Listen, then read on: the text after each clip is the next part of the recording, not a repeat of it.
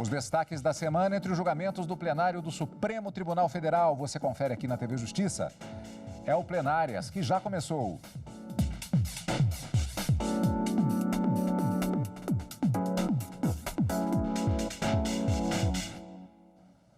Hoje com os principais momentos da sessão do dia 10 de junho de 2020. Karina, uma semana um pouco atípica porque tivemos o feriado de Corpus Christi na quinta-feira, com perspectiva inclusive de sessão dobrada na quarta-feira seguinte, como normalmente tem acontecido quando uma forma de compensação, né? O ministro Dias Toffoli tem feito nesse sentido. E que coincide, inclusive, com uma metodologia a ser adotada em função do julgamento da semana, porque a sessão foi apenas na quarta-feira, mas foi uma sessão de peso, foi até mais tarde, inclusive, por conta do julgamento da ADPF, que trata, por sua vez, do inquérito das chamadas fake news. Um processo que chama muito atenção, havia desistência, inclusive, do Partido Rede Sustentabilidade, que havia apresentado esta ação.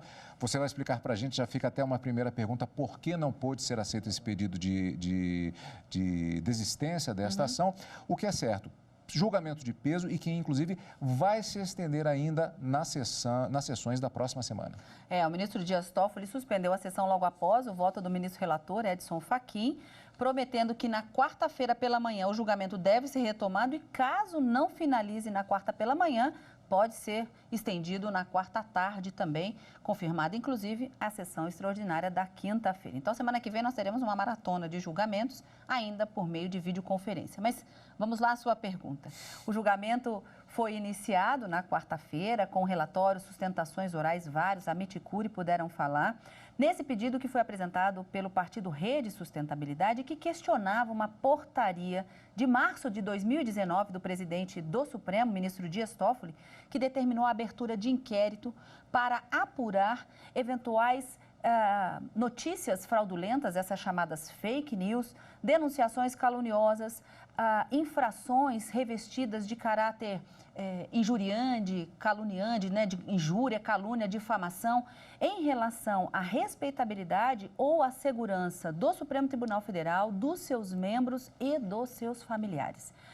O questionamento era de que vários pontos da Constituição estariam sendo violados, como, por exemplo, que o Supremo estaria extrapolando o seu poder de polícia, que não caberia ao Poder Judiciário instaurar uma investigação, que seria competência da atribuição prevista na Constituição para o Ministério Público, então ele não poderia dar esse start numa investigação. Ainda alegava como preceito fundamental violado o princípio da separação dos poderes, o que foi afastado pelo ministro Edson Fachin no seu voto, e ainda criticava o sigilo absoluto que pairava sobre esse inquérito em relação aos fatos já colhidos. O ministro Edson Fachin proferiu seu voto na quarta-feira, julgando improcedente o pedido do Partido Rede, como você disse, não obstante já tivesse havido, agora no final de maio, um pedido de desistência dessa ação, que foi também negado pelo ministro Edson Fachin. Julgando a ação, o ministro acabou determinando ou entendendo que haveria uma improcedência total do pedido. Então, não só negou a desistência em razão de uma previsão legal que diz que não se pode desistir desse tipo de ação, uma vez que ela é proposta, porque senão estaria desistindo da supremacia da Constituição e, no mérito, acabou votando pela improcedência. E aqui é importante a gente fazer uma observação, Cadu. O julgamento foi apregoado como foi chamado para que os ministros pudessem decidir um pedido de medida cautelar nessa ação proposta pelo Partido Rede. Mas o ministro Edson Fachin propôs que, ao invés de analisar o pedido de medida cautelar, o julgamento fosse convertido já para analisar o mérito, o pedido final, que era justamente essa possível declaração de inconstitucionalidade da abertura deste inquérito. E no mérito, o ministro entendeu que não há qualquer inconstitucionalidade, há possibilidade dessa instauração prevista no regimento interno da Suprema Corte, que foi recepcionada pela Constituição de 88 com status de lei ordinária. Então, há uma previsão legal para essa instauração pelo presidente do Supremo Tribunal Federal, quando a independência do Poder Judiciário e o Estado Democrático de Direito estiverem passíveis de ameaça ou ameaça de lesão ou a uma lesão efetivamente, e as autoridades competentes ficarem inertes e não tomarem providências. Então, ele confirmou a constitucionalidade desse dispositivo que garante essa possibilidade ao Supremo e confirma, portanto, a constitucionalidade da instauração do inquérito, inclusive da designação do ministro Alexandre de Moraes como relator, e estabelece alguns requisitos ao final do seu voto na parte dispositiva, dizendo que neste inquérito é preciso que haja a participação do Ministério Público, que seja observada a súmula vinculante número 14, que fala justamente desse sigilo dos elementos de prova já colhidos, mas que uma vez já finalizados e documentados, é preciso que se dê ao advogado das partes, ou do indiciado, ou do investigado, a possibilidade de ampla defesa também. Então, a súmula vinculante tem que ser observada também na condução dessas investigações e limita, dizendo que há uma liberdade de expressão e uma liberdade de pensamento, mas acaba trazendo alguns parâmetros também para afastar possíveis situações que não seriam alvo e objeto dessa apuração e dessa investigação. Um voto denso, um voto alongado, mas bastante didático, foi o voto do ministro relator Edson Fachin. Como a gente disse, julgamento que retoma na próxima semana com o voto dos demais ministros, começando pelo ministro Alexandre de Moraes, que coincidentemente é o relator do inquérito, mas é o próximo a votar depois do relator nessa ação de controle concentrado. E que, inclusive, nesta sessão, ele até pediu a palavra... Durante 6 minutos. Durante 6 minutos. Cravado. Cravado, exato. Ele foi acompanhando e ele fez algumas observações a respeito dos pontos que foram colocados pelo ministro, mas com observações de fato, como ele mesmo disse.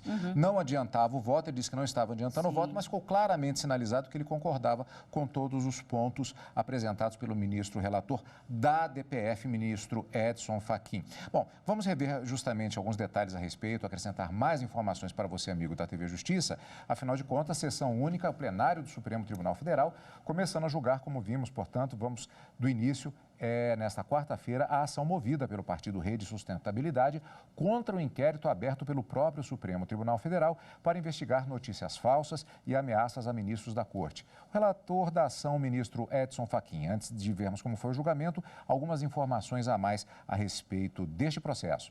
O partido Rede Sustentabilidade questiona a constitucionalidade da portaria do Supremo Tribunal Federal que determinou as investigações. O partido alega que o inquérito conduzido pelo próprio STF viola preceito fundamental da separação de poderes, previsto na Constituição Federal, e que somente em raríssimas exceções a investigação pode ser conduzida pelo Judiciário, o que não seria o caso, uma vez que não há indicação de ato praticado na sede ou dependência da Corte, muito menos se os investigados estão sujeitos à jurisdição do Supremo Tribunal Federal.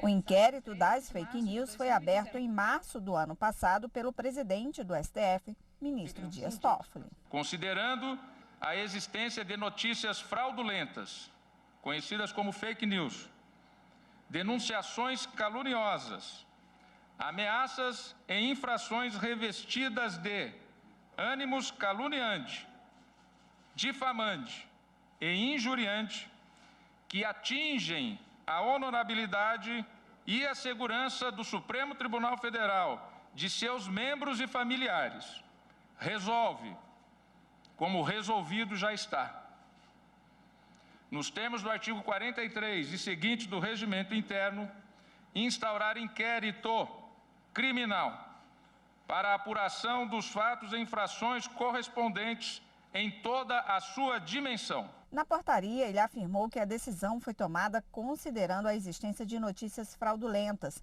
denunciações caluniosas, ameaças e infrações que atingem a honra e a segurança do Supremo Tribunal Federal, de seus membros e familiares. E considerando também que velar pela intangibilidade das prerrogativas do Supremo Tribunal Federal e dos seus membros é atribuição regimental do presidente da Corte. A investigação de ameaças contra magistrados tramita em segredo de justiça e é conduzida pelo ministro Alexandre de Moraes.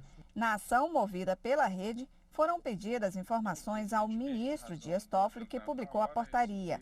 Ele afirmou que o inquérito tem como objetivo identificar associações de pessoas formadas com o objetivo específico de praticar crimes contra os bens jurídicos da democracia e que as investigações ocorrem em segredo de justiça para garantir o sucesso dos trabalhos e preservar dados sensíveis de membros do tribunal e seus familiares.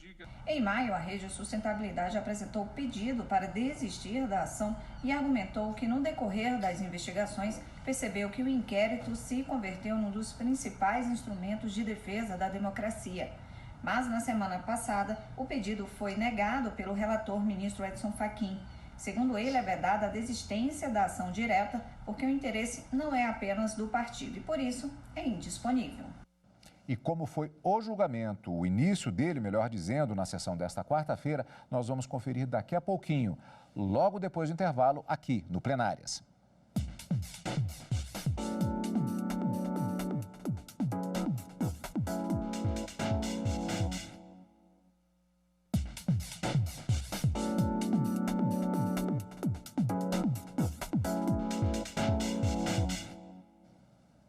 Estamos de volta com o Plenárias.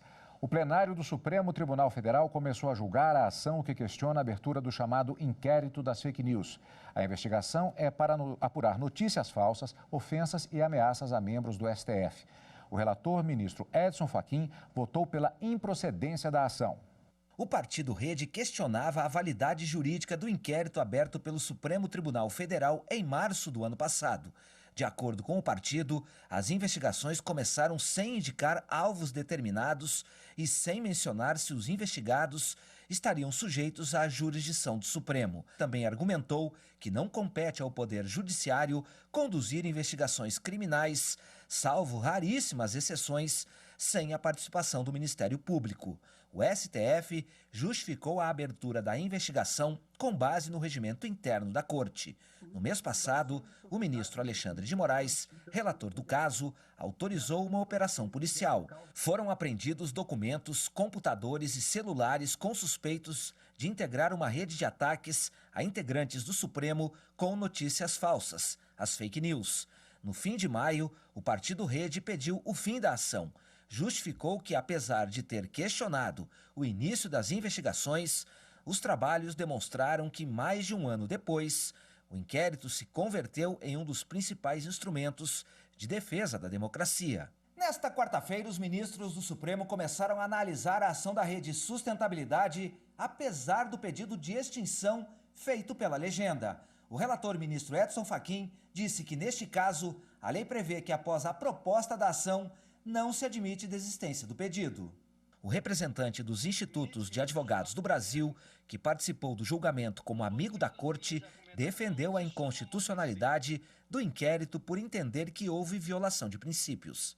Inexiste uma justa causa para este inquérito, instaurado sem delimitação de tempo, sem delimitação de lugar e eventuais fatos, sem nem ao menos referência a eventuais fatos em concreto, e tampouco a indicação de possíveis autores.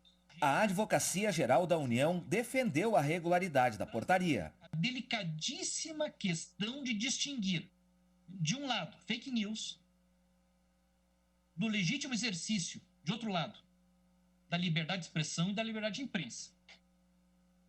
A prática mostra a imensa dificuldade de caracterizar o que seria uma fake news. O Procurador-Geral da República, Augusto Aras, voltou a defender a legalidade da investigação, desde que haja a participação do Ministério Público. Para que esta Suprema Corte estabeleça as balizas necessárias para que o inquérito da fake news não se eternize, mantenha-se no universo de um objeto delimitado e que propicie que todas as seus atos e diligências sejam previamente submetidos à apreciação do Dominus Litis, que é o Ministério Público Federal.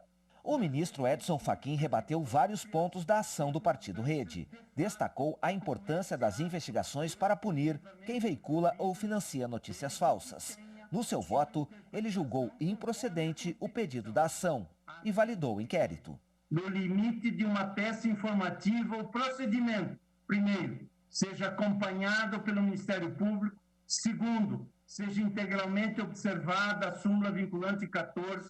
Terceiro, limite-se o objeto do inquérito há manifestações que, denotando risco efetivo à independência do Poder Judiciário pela via da ameaça aos membros do Supremo Tribunal Federal e a seus familiares, atentem assim contra os poderes instituídos, contra o Estado de Direito e contra a democracia. E quarto, observe a proteção da liberdade de expressão e de imprensa nos termos da Constituição.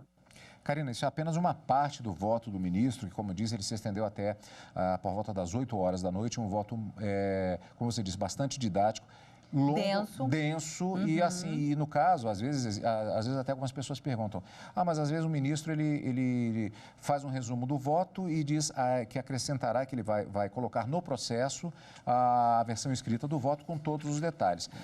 Digamos, juridicamente já é plenamente válido, mas no caso, considerando-se diversas questões relacionadas a esse tema, inclusive um fato também que ele reforça até a própria posição do Partido Rede, quando tentou desistir desse processo, que é o fato de que as condições relativas a estes assuntos investigados, elas ganharam uma força maior, justificando justamente o inquérito por conta de fatos que foram acontecendo à medida do tempo depois em que foi instituído esse inquérito. Então, ameaças a ministros, ameaças a familiares, diversas situações e que fizeram com que houvesse essa tentativa de desistência. O voto do ministro abordou muitas das questões jurídicas ligadas, fortalecidas por conta desta situação. O ministro, inclusive, Cadu, só te fazendo um paralelo, ao longo do seu voto, ele coloca de uma forma bastante incisiva, dizendo que não se pode permitir que seja ameaçado ou ameaçado de lesão, ou mesmo que haja uma lesão ao Estado Democrático de Direito e essa independência do Poder Judiciário, e não se pode permitir que se incite, de uma certa forma, o fechamento do Supremo, a morte de seus membros, a prisão de seus membros ou uma possível desobediência das suas ordens. Isso quebraria, de uma certa forma, macularia o Estado Democrático de Direito, isso não pode ser permitido. Então, no seu voto, por várias vezes, ele, de uma forma bastante enérgica, eu diria, ele coloca esse posicionamento e a necessidade desse inquérito prosseguir dentro da constitucionalidade que ele entende que existia, dessa validade prevista no artigo 43 do Regimento Interno do Supremo Tribunal Federal, recepcionado como lei ordinária, constitucional, portanto, permitindo dessa forma excepcional o Poder Judiciário instaurar esse inquérito. Agora, Karina, três questões, 3 pontos colocados pelo ministro Edson Fachin no voto e que você fez referência fortemente no primeiro bloco. Primeiramente, o próprio conhecimento da ação. Em segundo lugar, a proposta de que o julgamento de medida cautelar, ou seja, caráter liminar e provisório, conversão em decisão de mérito. E a decisão de mérito no sentido de considerar improcedente a DPF e, portanto, a constitucionalidade da portaria e, por consequência, do inquérito de relatoria do ministro Alexandre de Moraes. Esse foi o resumo do voto, de certa forma, na sua decisão do ministro Edson Fachin. Mas isso é o que vai ser submetido, tudo isso ainda será colocado ao crivo à decisão dos demais ministros da Corte na próxima semana. Como a gente disse no início, o julgamento continua na quarta-feira da semana que vem, que se inicia com uma sessão extraordinária marcada para as 9h30 da manhã. E caso o período da manhã não seja suficiente para que todos os ministros possam votar e manifestar o seu voto nessa ação, pode se estender, disse o ministro Dias Toffoli, durante a sessão da tarde da quarta-feira. E considerando também que na quinta terá uma sessão extraordinária já agendada, com uma pauta dirigida já publicada também.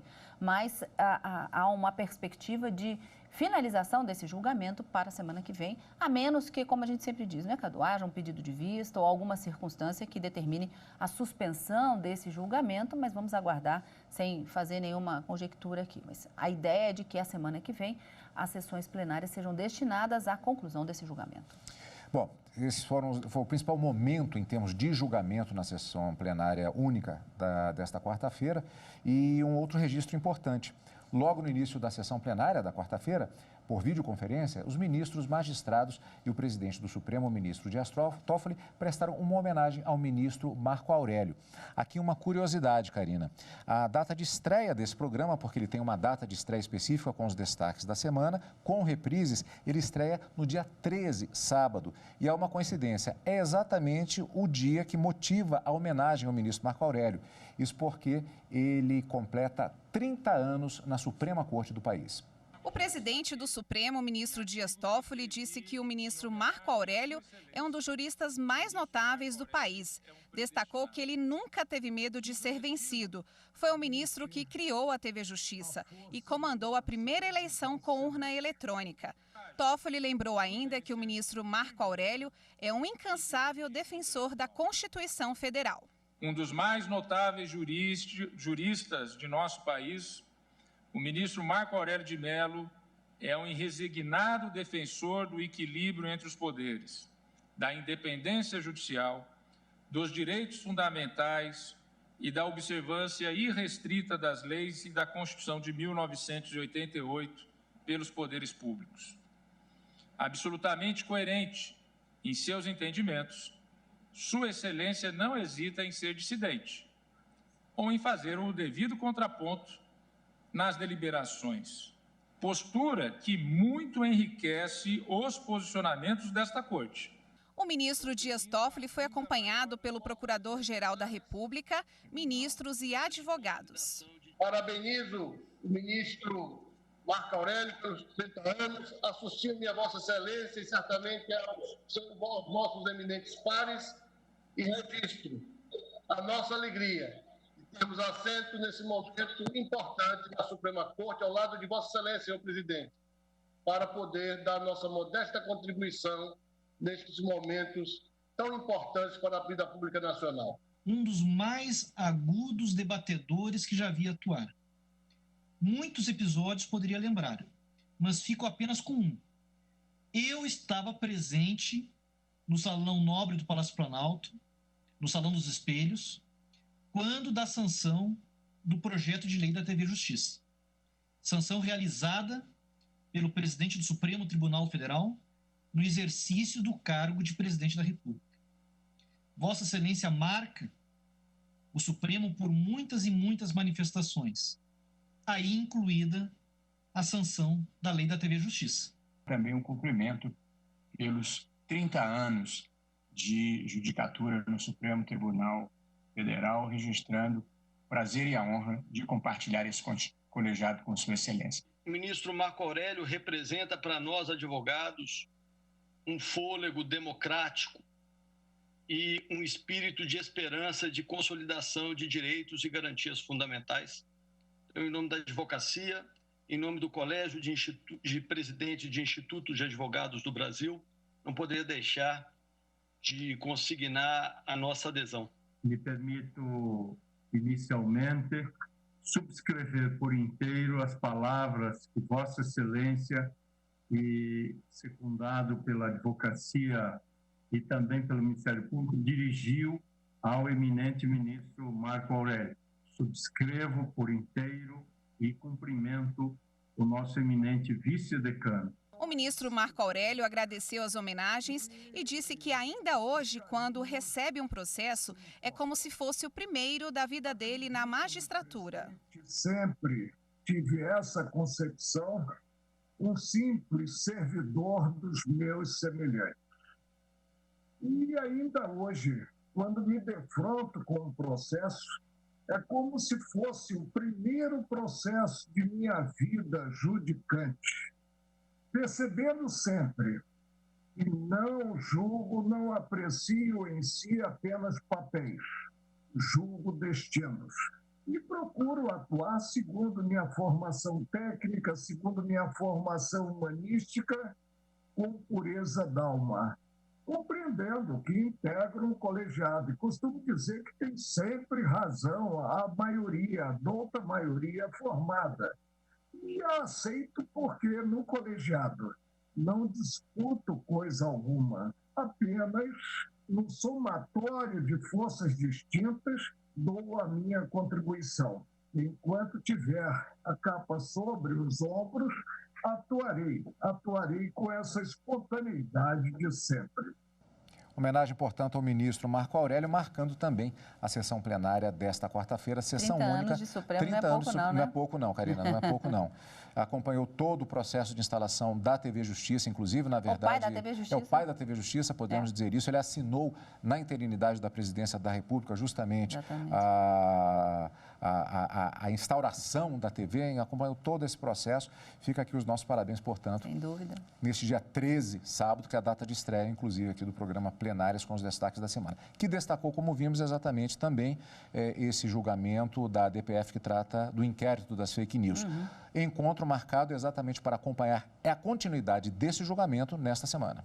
Na próxima semana, quarta-feira, a partir das 9h30 da manhã, com sessão extraordinária pela manhã, à tarde também na quinta-feira e no final de semana o encontro com plenárias.